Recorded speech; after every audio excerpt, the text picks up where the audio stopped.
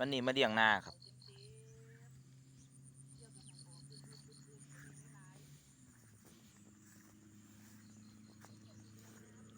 เขาก็ขอ15ครับ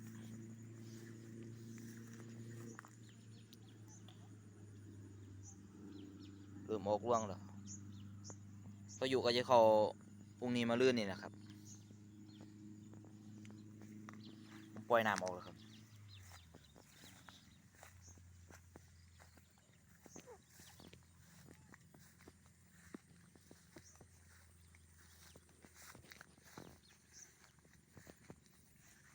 งามอยู่ครับเขาปินแต่ไม่รู้ว่าราคาจะเท่าไหร่ได้เท่าไหร่ครับ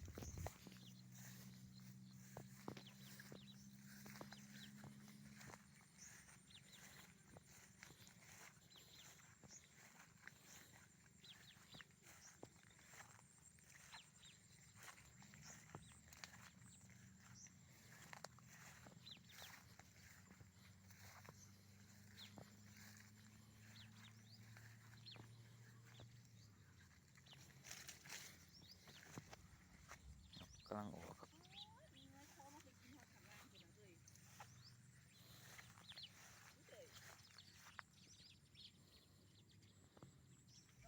แปลงนี้7 ไร่ครับผมใส่ปุ๋ย3 ถุงครับเราแยกใส่ปุ๋ยทิพย์ครับรอบ2ใส่2 ลูกครับใส่อีแตนครับ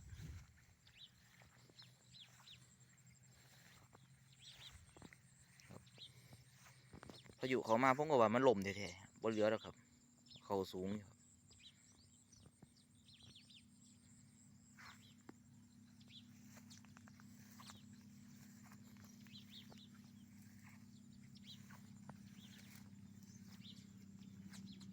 ว่าทองใหญ่อยู่เดี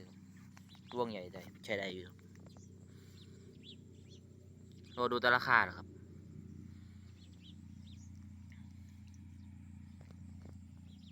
แปลงนี้ผมมาจะขายครับส่วนแปลงนี้ผมมาย้อเขาปลูกครับ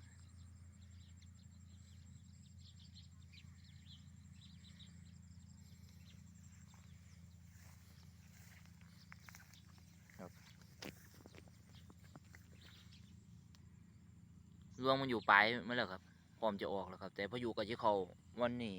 ว่าเขาพรุ่งนี้มาลื่นนี่นะครับ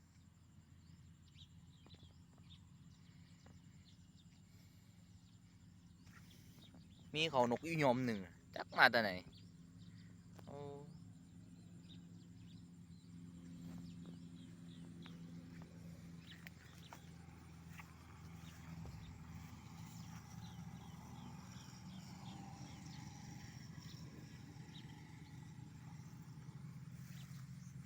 รอรุ่นราคาครับราคารถเกี่ยวได้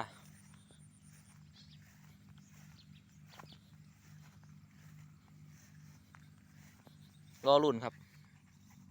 พายุหลังพายุเขาหลังพายุออกแล้วคอยดูมันจะล่มไม่ล่มครับรอดูครับ